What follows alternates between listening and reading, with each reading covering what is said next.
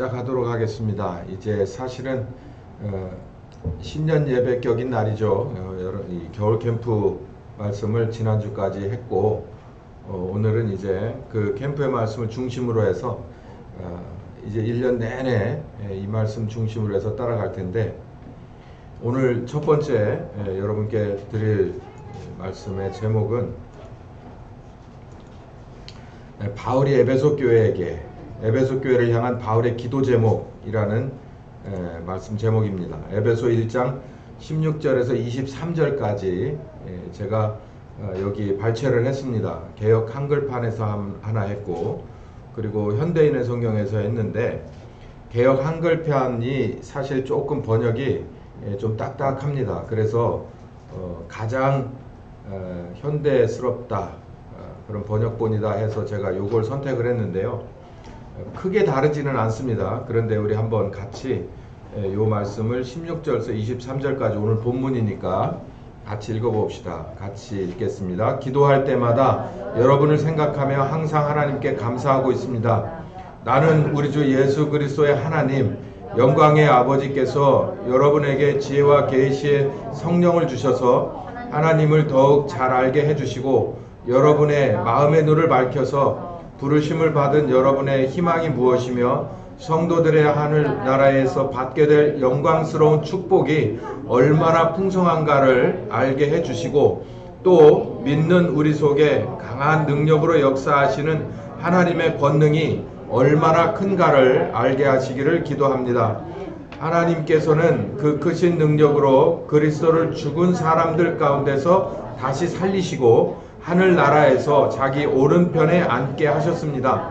그뿐만 아니라 그리스도를 모든 통치자와 권세와 능력과 지배권과 또 이 세상이나 오는 세상의 모든 이름 위에 뛰어나게 하셨습니다. 그리고 하나님은 모든 것을 그리스도의 발 아래 복종하게 하시고 그분을 만물 위에 교회의 머리로 삼으셨습니다. 교회는 그 몸이며 어디서나 모든 것을 넘치도록 채워주시는 분이 계신 곳입니다. 아멘.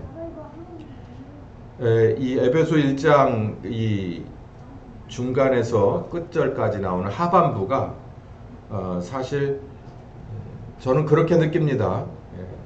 구약에서 창세기 1장에서부터 3장까지, 특별히 3장이 성경의 그런 필요성과 또 하나님 아버지의 뜻과 이런 것들의 한 70%를 얘기한다면, 에베소 1장 이 하반부에 나오는 요 바울의 증언이 나머지 30%, 아버지 하나님의 뜻을 이렇게 이루어진다, 이렇게 완성된다 라고 하는 이 짝이라고 생각을 해요.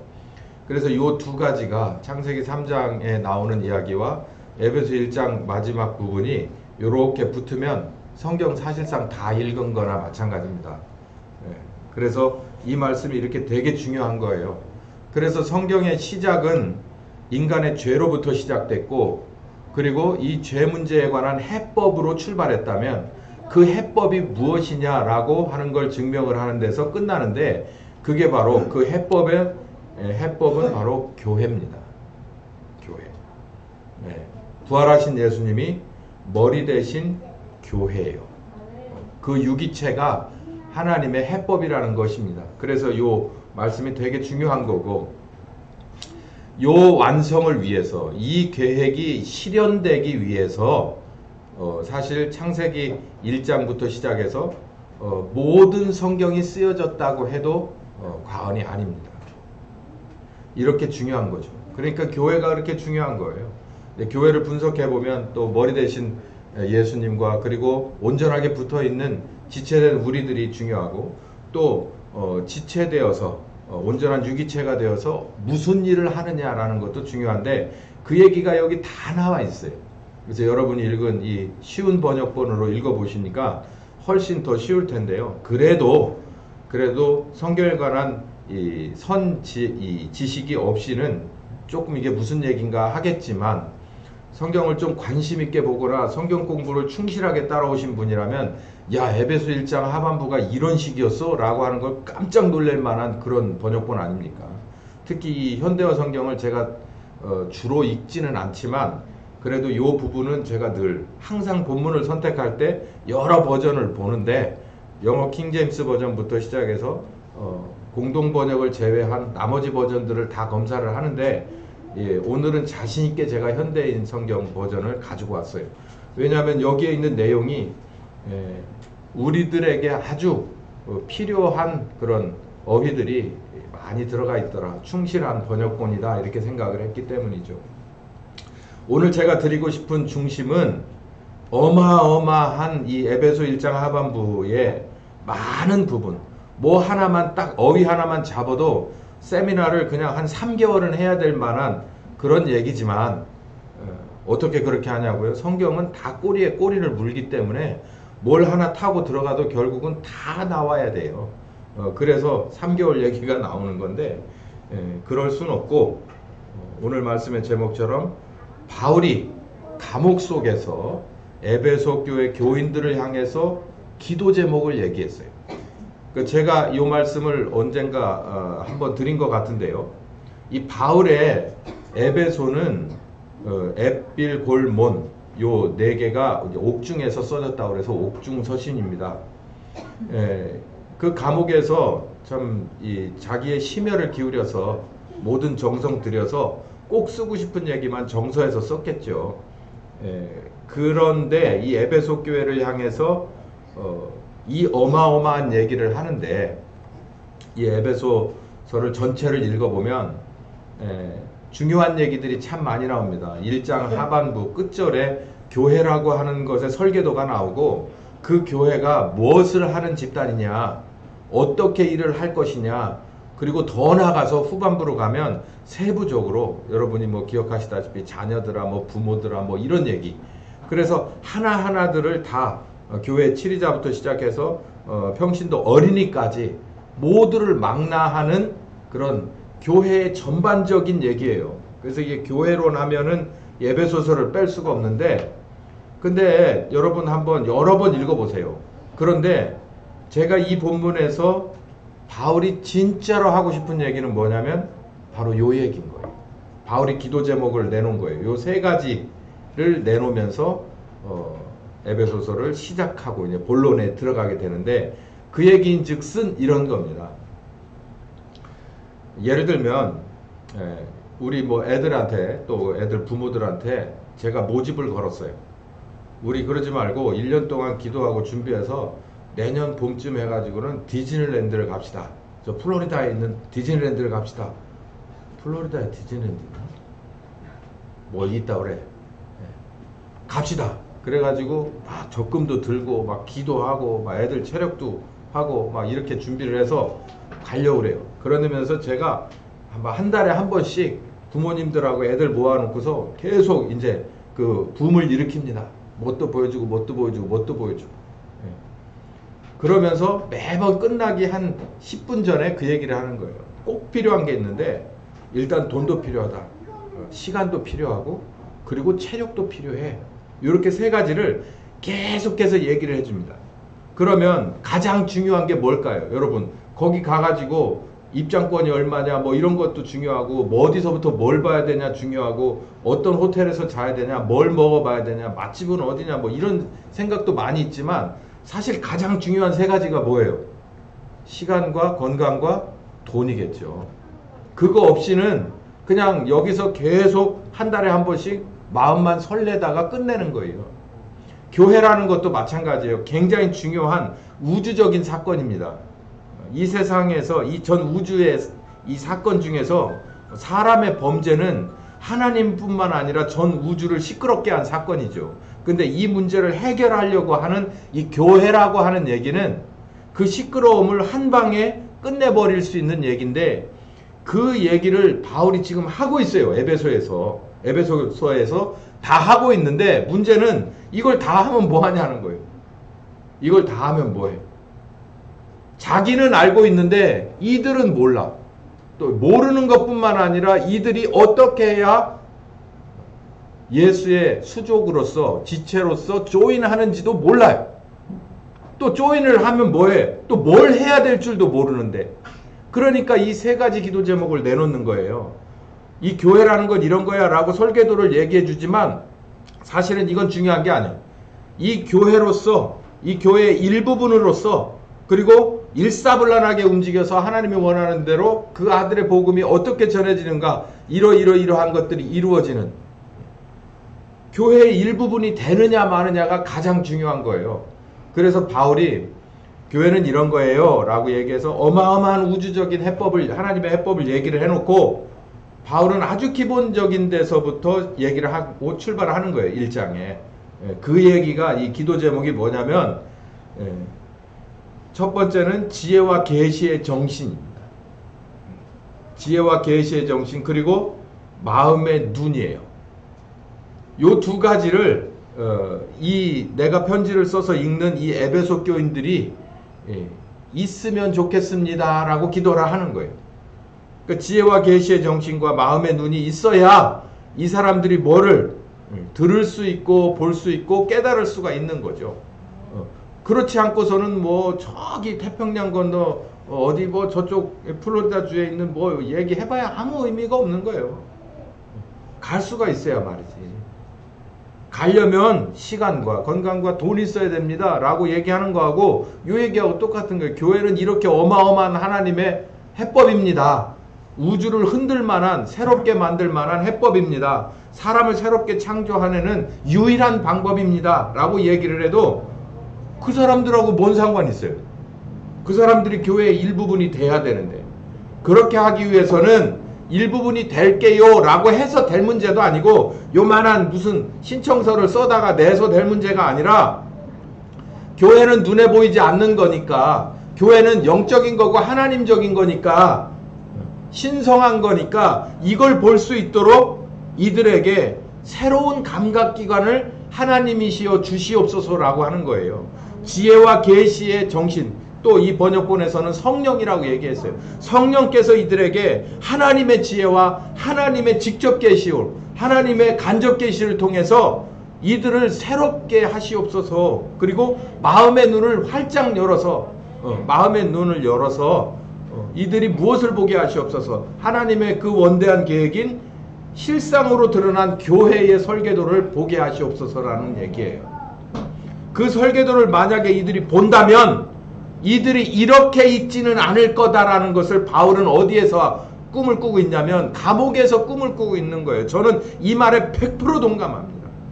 제가 목회를 여기까지 해오면서 산 증인들이 여기 계신 여러분이지만 가끔 제가 마음이 깊게 상하는 것이 뭐냐면 이만큼 쟁기를 잡아 당겨 끌고 가는데 문제는 뭐냐면 쟁기를 끌어야 될 손은 저기 앉아서 음료수 빨고 앉아있는 거예요.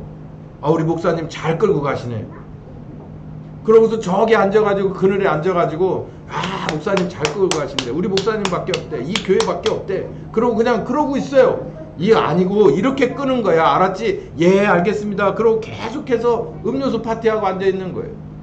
안 돼. 일어나. 빨리 똑바로 해. 일어나서 이만큼 와야 돼. 이건 니들이 매야 될 멍해다. 이렇게 하는 거야 라고 얘기를 해줘도 그냥 있는 거예요.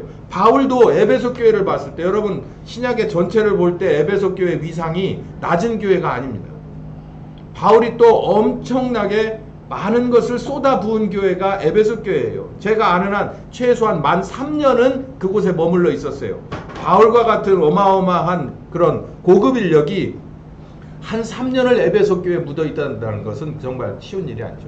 안디옥 교회를 빼고 에베소 교회를 정말 그 다음으로 쳐야만 하는 게 맞고, 거기에 따라서 바울도 그렇죠. 자기가 열심히 목회를 했으니까 거기서 염두에 뒀던 신자들이 있고 이 교회 전반적인 흐름을 하나님이 이렇게 끌어가시겠구나 라고 하는 감각이 있는데 그걸 따라가지 못했을 때 바울도 마음이 썩 좋지 않은 거죠. 그래서 이 편지를 썼어요. 그래서 제가 아주 깜짝 놀란 게 바울이 정말 핵심을 짚고 있구나. 이들이 하나님의 저 전 우주적인 이 계획을 정말 이거보다도 더 큰 해법은, 이거보다 완벽한 해법은 없어요. 우리 사는 세상에서 대한민국이든지 전 세계든지 정치든지 경제사회 의료든지 어디든지 이 교회 해법밖에는 없는 거예요. 이 복음을 중심으로 한 교회 해법밖에는 없는 건데 이것을 최소한 이 울타리 밖에는 아니라 이 에베소 교회 안에 들어있는 사람이나 이 하나침례교회 안에 들어있는 사람들은 이 설계도를 정말 볼 줄 알아야 되는 거예요. 이 설계도를 볼 줄 아는 것뿐만 아니라 이 설계도가 얼마나 정교하게 짜여졌는지, 이 설계도대로 움직이면 어떤 일이 일어나는지, 그 어떤 일이 일어나게끔 하는 힘의 주체는 누구신지 오늘 요 얘기가 써 있는 거예요. 여기 어제 저녁 때 제가 이 밀떡답게 뭐 이렇게 홍보 드라마를 하나 봤어요. 저기 영국의 SAS 그 훈련 과정을 다큐멘터리 비슷하게 찍은 거더라고. 우리나라에 비하면 택도 없지만 우리나라 특전사들 대단합니다, 여러분. 뭐 열심히 하더라고요. 막 진흙탕도 뒹굴고 뭐 나중에는 위에서도 뛰어내리고 막 이런 것도 하는데, 제가 이렇게 가만히 보면서 뭘 거기서 봤냐면 훈련 뭘 하고 뭘 사용해서 어떻게 하고 하는 건 다 똑같아요. 예, 다 똑같은데 문제는 마음가짐이더라고요. 마음가짐. 뭐 거의 비슷하겠죠. 우리들도 마찬가지겠지만 걔들도 그 자부심을 주는 거예요. 그리고 우리 SAS는 어떤 일을 하게 되고 그 조직 중에서 너는 이런 일을 하게 될 거야. 괜찮겠냐? 라고 마지막에 면접을 보더라고. 훈련을 다 해서 A를 맞은 사람들을 모아두고 지휘관이 면접을 해요. 우리 이런 일을 하는 조직이다. 처음에 할 줄 알았거든. 그런 얘기는 안 하고 마지막에 면접을 하더라고. 우리 이런 일을 하고 네 선배들은 이런 일을 하다 죽은 사람도 있고 다친 사람도 있고 명예롭게 전역한 사람도 있는데 너 이런 일 하는 이런 부분으로 들어올 수 있겠냐라고 물어봐요. 그 얘기는 뭐냐면 이 일이 네 인생 전체를 걸 만한 가치가 있다고 생각하냐라는 거죠. 그러면 그 얘기할 때 그냥 아무 생각 없이 무조건 대답은 예 알겠습니다. 짧게 끝내랬으니까 예 알겠습니다라고 대답할 문제는 아니에요. 거기 그런 분위기가 아니에요. 딱 단 둘이 앉아서 그 면접을 하더라고. 눈 똑바로 쳐다보고 둘이 얘기를 하는 거예요. 그리고 나서 지휘관이 그 눈을 확인하고 주머니에서 뭘 꺼내주냐면 베레모를 하나 꺼내주더라고요. 근데 모든 시험을 다 잘 합격을 했는데도 베레모 안 꺼내주고 그냥 집에 보내는 애도 있더라고요. 여기 보세요, 여러분. 바울이 말하는 건 이런 두 가지가 들어있어요. 교회의 영적인 설계도를 이 사람들이 이해를 했으면 좋겠는 것도 있고요. 마음의 눈이 열려서 성령님이 주시는 지혜와 계시로 그 다음으로는 이 하나님의 계획에 절대로 공감하는 그 마음이 있어지길 바라는 겁니다. 사실은 그게 더 중요한 거죠. 야, 이거 정말 대단하구나. 그게 요 내용에 들어가 있는 어휘에서 딱딱하게 번역됐지만, 그리고 나름 쉽게 번역한다고 해도 이게 확 와닿지 않는 얘기가 지금 풀어서 말하면 요 두 가지예요. 일단 설계도를 볼 줄 알으려면 하나님 쪽에서 뭔가 소스를 주셔야 돼요. 그래야 설계도를 볼 줄 알고요. 설계도를 보고 나서 야, 이 하나님이 다시 보이고 그리고 세상이 다시 보이고 이런 어마어마한 일을 하는데 내가 뭔가를 할 수 있다는 건 이건 정말 인생 최고의 가치야 라고 생각을 하는, 여기에 내가 발만 디뎌도 한 발자국만 디뎌도 내 인생의 영원한 그런 자부심이다 라고 생각할 만한 그럼 하나님의 마음의 공감됨이 너희들에게 있길 바랍니다 라는 게 기도 제목인 거예요. 제가 이 바울의 기도 제목 얘기는 다 한 겁니다. 이제 한번 하나씩 하나씩 바울이 쓴 어휘를 한번 보자고요. 지혜와 계시의 정신. 왜냐하면 그냥 본문 그렇게 말하고 있어요. 하나님을 더 잘 알 수 있게끔 이 말. 그 말은 바울이 볼 때 에베소 교회 교인들이 하나님에 대해서 조금 부족하다는 거예요. 아는 게 부족하다.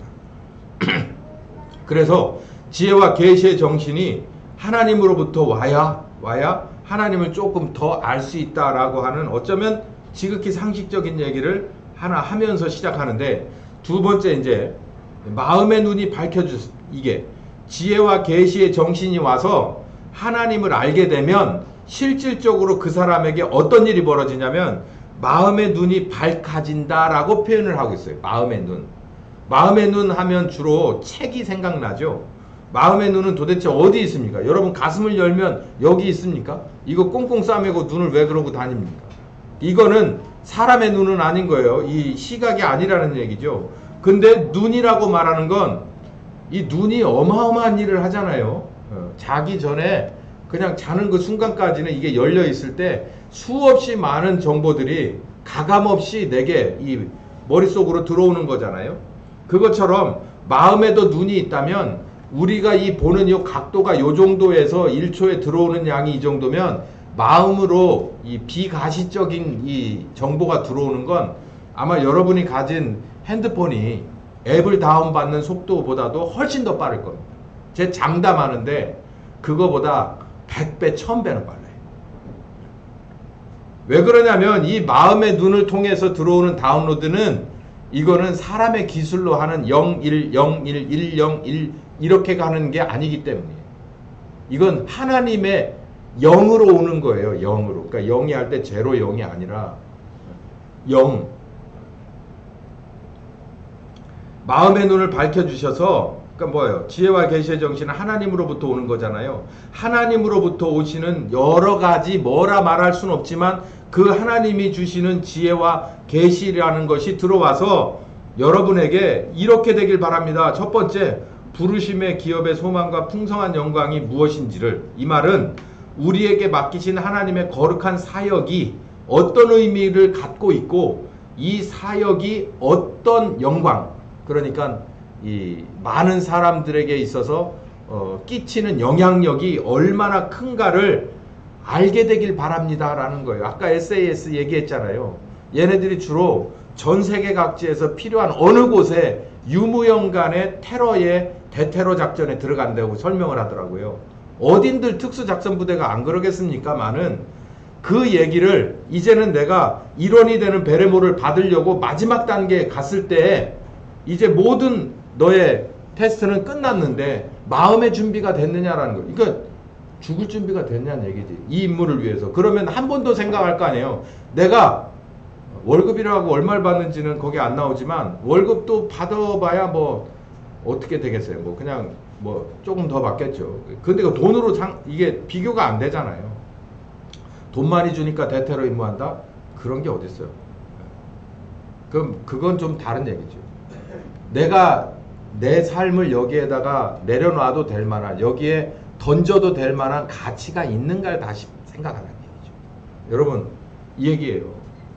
하나님이 교회를 통해서 하시고자 하는 일이 교회를 넓게 확장하고 수양관을 짓고 거기에 요람에서부터 무덤까지에 있는 부속기관들을 다 만들고 더 여력이 있으면 어린이 보육시설도 만들고 그리고 노인 양반들 요양시설도 만들고 청소년 수양관도 만들어서 뭐 등등등 하려고만 하는 게 아닙니다. 그거는 한 2% 정도밖에는 안 되는 일이고요. 그리고 나머지 95에서 98%의 일은 구원하는 일이에요. 사람을 새로 만드는 일이에요. 사람을 새로 만들지 않은 상태라고 한다면 그 일이 제대로 되지 않는다면 그건 교회가 아니라 사회복지관입니다. 이게 어떤 의미인지를 우리가 알아야 되는데 여기 계신 여러분도 그 의미를 먼저 깨달으셔야 아, 하나교회는 꼭 나와야 돼 라고 하는 그 이상이 생겨요. 왜 나와야 돼 라고 하는 게 완벽하게 바뀌어야 되는 거예요. 와이프가 안 나오면 인상 쓰니까 이게 아니에요. 거기서 넘어서야 되는 거예요. 그거 갖고서는 아무런 의미가 없고 그냥 교회 안 나갔더니 뭔가 우환이 생겨. 이것도 내가 이 교회를 더 날 수는 없지. 나는 왜냐하면 여기서 죽다 살았으니까. 이것도 안 돼. 이거 가지고 제가 사실은 목회하는 원동력이 돼서 여러분이 지금 오늘도 여기 와 계신데요.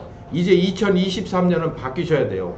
그래서 이 바울의 기도 제목이 제 기도 제목입니다. 항상 여기 나와서 요 기도하고 올라가는데 여러분에게 지혜와 계시의 정신 주셔서 여러분에게 맡기기로 작정하신 하나님의 구원의 계획이 교회 앞에 던져놓으신 청사진이 어떤 건지를 여러분이 얼마나 중요하고 얼마나 이 세상에 필요한 일인지를 여러분을 사실 그냥 인원이 아니라 요원으로 모집하는 거예요. 요원.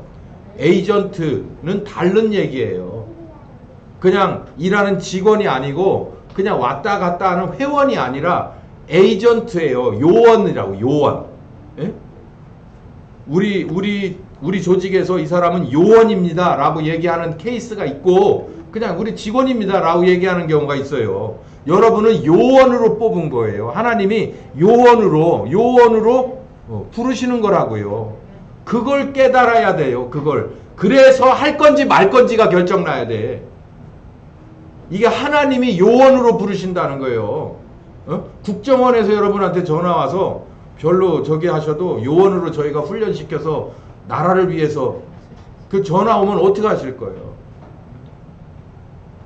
하나님이 전화가 오면 어떨 겁니까? 하나님이 전화가 온 거예요.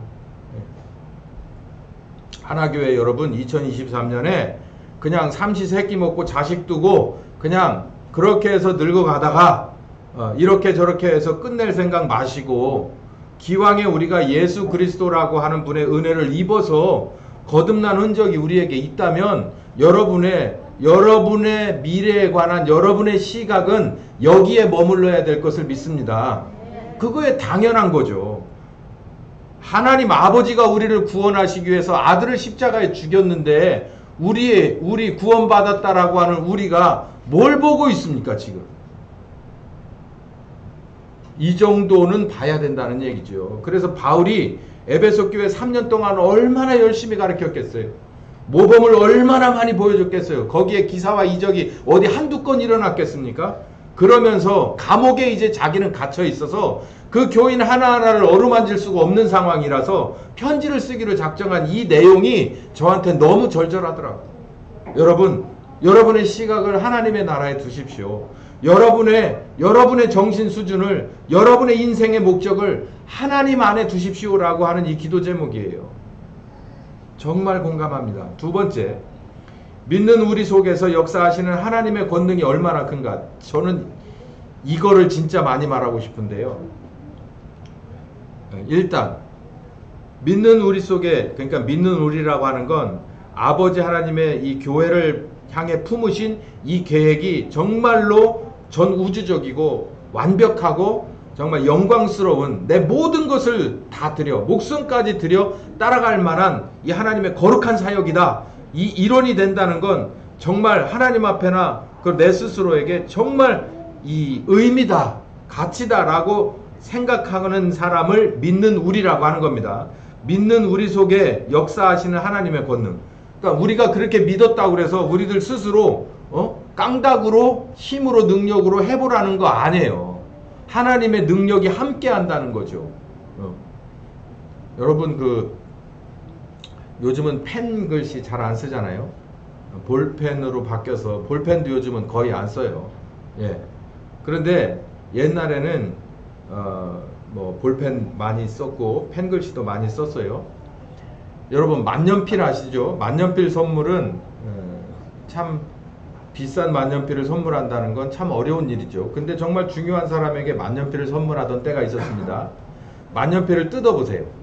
만년필을 뜯어보면 그 안에 잉크가 들어있죠. 잉크가 들어있고 앞에 이제 그 본체에 들려있는 촉이 있는데 만년필 값의 90%는 어디게요? 물론 브랜드겠지만 만년필 값의 90%는 어느 부분입니까? 만년필의 촉이죠. 몽블랑 만년필 촉 하면은 이건 많이 비싼 거죠. 지금도 비쌉니다. 만년필 촉에 진짜 만년필이 만년필 되게 하는 건 촉도 촉인데 사실은 그 안에 잉크가 품질 좋은 잉크가 굳어 있지 않고 제대로 작용을 해서 촉에게 전달돼야 되는 거죠. 여러분 우리가 만년필 촉이라 칩시다. 우리는 그럴 만한 만년필 촉 취급을 받을 만한 교회를 통해서 우리로 하여금 하나님의 뜻이 누구에게 전달되기 때문에 각 개개인에게 다시 전달되기 때문에 우리는 만년필 촉이라고 볼 수 있는 거예요. 근데 그만큼 하나님이 우리를 소중하게 생각하는 거예요. 왜냐하면 하나님이 원하는 그 개개인에게 직접 다가설 수 있는 건 영이신 하나님도 가지만 진짜로 다가설 수 있는 것은 우리들이기 때문에 정말 중요한 만년필의 총 역할을 우리가 하는 거예요. 그래서 우리를 같이 일하자고 손을 내미시는 거고, 그래서 어마어마한 일이 벌어진다는 거죠. 그래서 그 만년필 촉이 누구의 공급을 받냐면 어마어마하게 좋은 브랜드의 잉크를 공급을 받아야 뿐만 아니라 그 만년필이 누구의 손에 들려 있느냐에 따라서 그 내용이 얼마나 어떻게 기록돼서 얼마나 보존되고 많은 사람에게 영향을 끼칠 것이냐라는 것이 결정되듯이 우리는 만년필촉과 같은데, 만년필촉은 누가 쓰는 것뿐만 아니라 그 안에 잉크가 없으면 아무런 의미가 없는 거죠. 부서진 만년필이에요. 부적용 만년필이란 말이에요. 근데 우리에게 무한 공급되는 하나님표 잉크가 있고, 그리고 예수 그리스도의 손에 이끌려서 우리가 쓰여짐을 된다면 우리는 그냥 빈 만년필이 아니에요. 부서진 만년필이 아니라는 거예요. 이 바울이 하는 얘기가, 우리는 봐봐요. 한 개개인을 보세요. 우리는 부서진 만년필 촉입니다. 만년필 촉 정도도 아니고 아무것도 아닌 건데 우리를 만년필 촉으로 불렀을 뿐만 아니라 거기에 무엇으로? 잉크로 당신이 공급하시고 권세와 능력으로 공급하시고 예수 그리스도께서 우리와 함께 하시니, 그게 바로 이 교회의 내막이라는 거예요. 요즘 날의 교회는 힘이 없습니다. 우리뿐만 아니라 남들도 힘이 없어요. 힘이 있어도 엉뚱한데 힘이 있어요.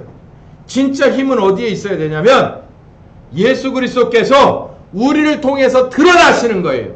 예수 그리스도는 뭘로 드러나시냐면 구원하시는 그리스도로 드러나셔야 되는 거예요.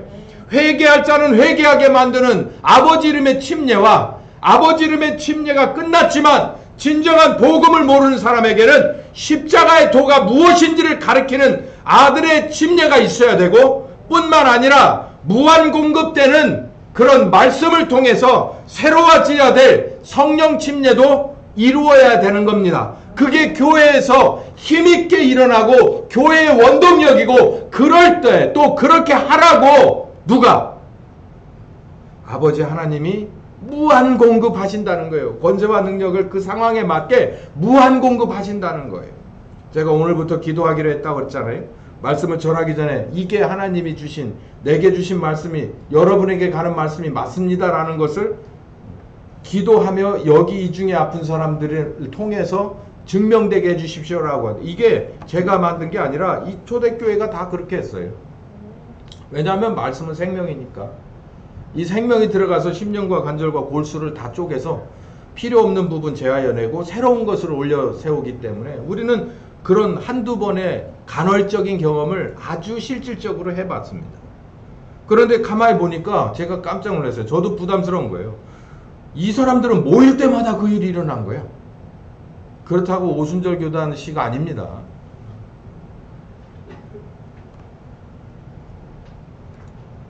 지혜와 계시의 정신 얘기. 요거 다 얘기했으니까 이제 하나씩 포인트만 짚고 넘어갈게요. 지혜와 계시의 정신은 어디에 초점이 있냐면 주셔서라고 얘기한 부분에 초점이 있어요.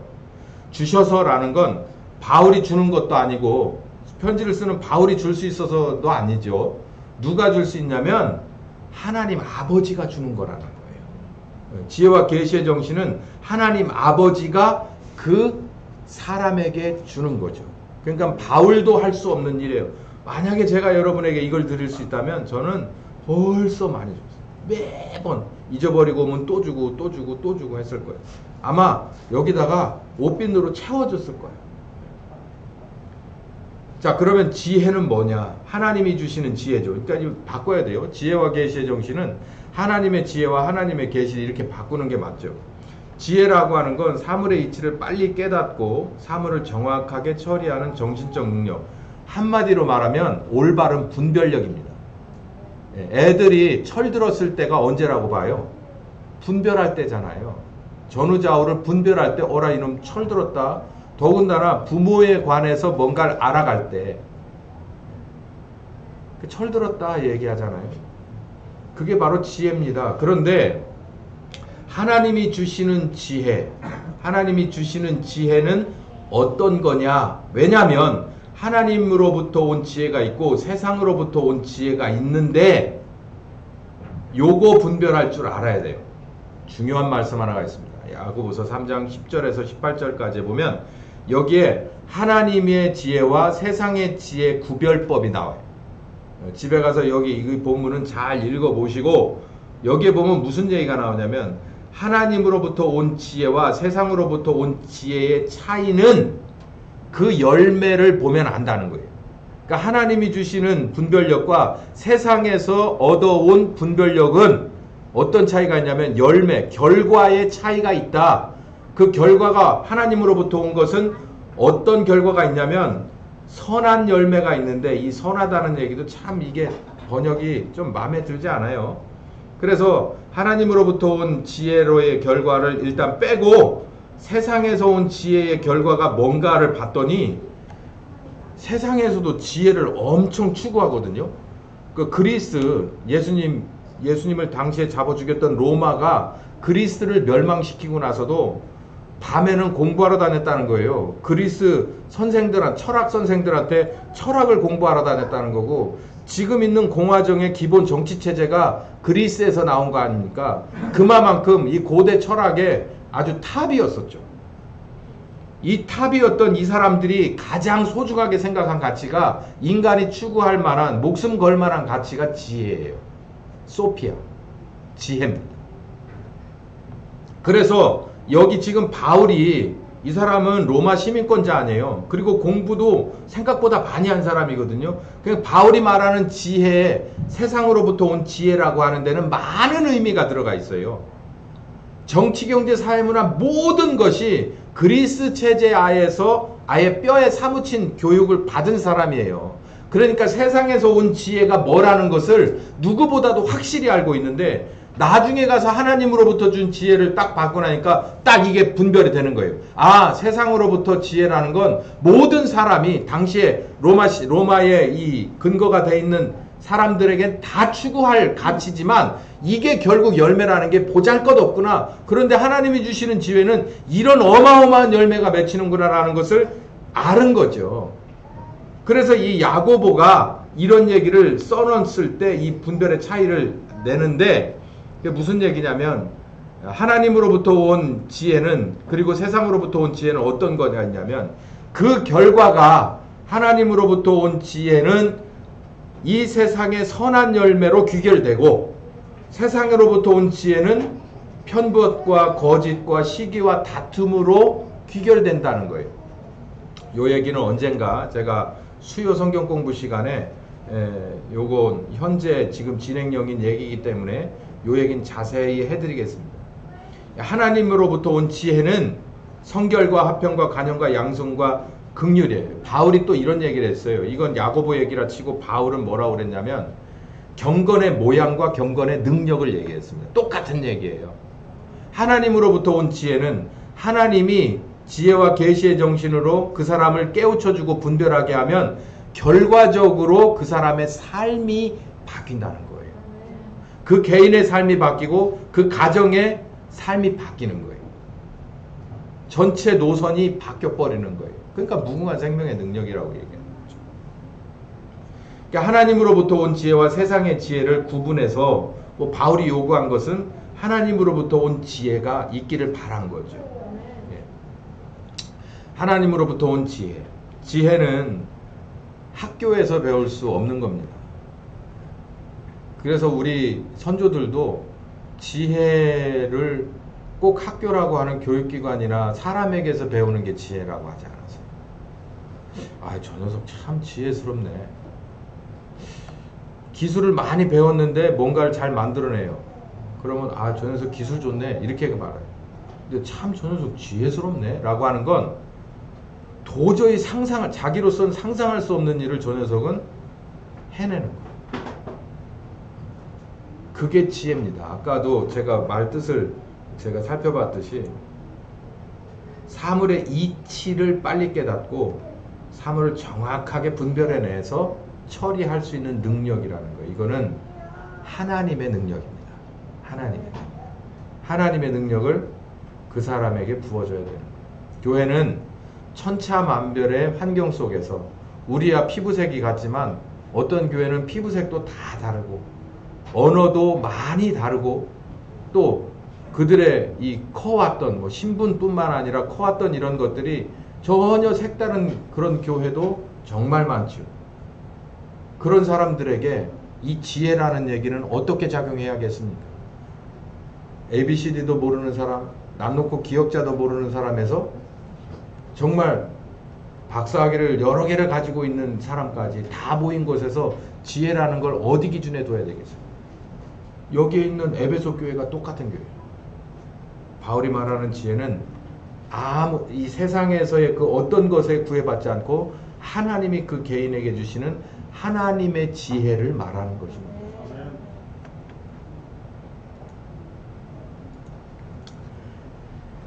계시 얘기가 나와야 되는데 이게 일단 성경 말씀, 아무리 중요한 성경 공부도 식후경이라고 밥을 먹어야겠죠. 오늘 말씀, 오전 말씀을 정리합니다. 바울은 에베소 교회를 참 사랑했죠. 에베소 교회에서의 한 시간을 잊어버릴 수 없었어요.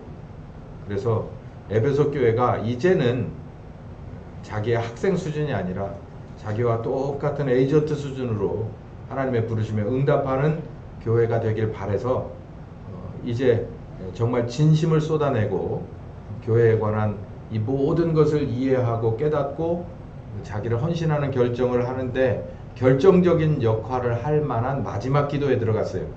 그게 바로 지혜와 계시의 정신과 마음의 눈을 밝혀주십시오 라고 하는 기도입니다. 이게 바로 우리 2023년에 하나교회에 저와 그리고 여러분을 여기까지 인도하신 성령께서 원하시는 기도 제목입니다. 같이 기도합시다. 귀하신 주님, 오늘 말씀 잘 듣고 있습니다.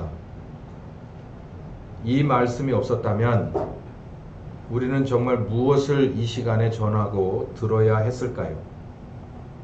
2023년 많은 것들이 어렵고 힘든 일, 작년에도 있었던 일의 연장선일 뿐인데 우리는 그런 것들은 잠시 뒤로 물려놓고 먼저 그의 나라와 그의 의에 해당하는 말씀을 전하고 들었습니다. 하나님의 뜻대로 되었으니 이 말씀을 들은 한 사람 한 사람 성령님 찾아가셔서 이 말씀으로 인해서 저들의 굳은 땅은 기경하여 주시옵시고 저들의 닫혀진 눈은 열어주시옵시고 귀도 열어주시옵시고 감각도 열어주셔서 하나님이 원하시는 뜻이 무엇인지를 분별해내는 그리고 올바른 결정해내는 이 교회가 다 되게 하여 주시옵소서. 예수님의 이름으로 기도했습니다. 아멘. 지금은 우리 주 예수 그리스도의 은혜와 아버지 하나님 극진하신 사랑하심과 성령님의 교통하시는 역사가 이제 바울의 기도 제목을 따라 우리의 본문으로 놓고 시작하는 2023년 성령님 따라 끝까지 한 사람도 빠짐없이 가기로 작정하는 한 심령과 교회 후에 함께 하시기를 예수님의 이름으로 축원하옵나이다. 아멘. 네, 오늘 오전 말씀 여기까지 하겠습니다.